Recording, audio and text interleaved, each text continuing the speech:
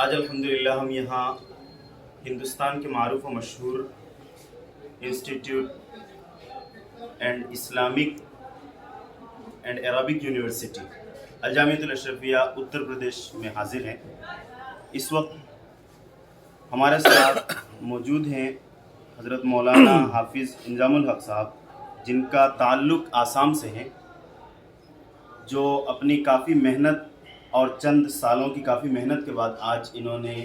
اپنے عالم course complete کیا، جو فیوچر میں انشاءاللہ عز و جل صرف آسام ہی کے لیے نہیں ہے بلکہ آل اوور انڈیا کے لیے انشاءاللہ دین اور سنیت کے بہترین کام کریں گے،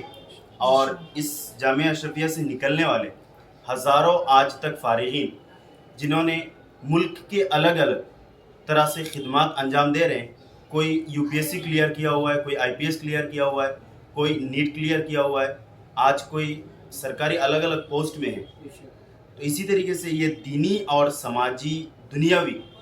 تمام تر خدمات الجامعۃ الاشرفیہ سے نکلنے والے اسٹوڈنٹس اپنے اپنے طور پر انجام دے رہے ہیں۔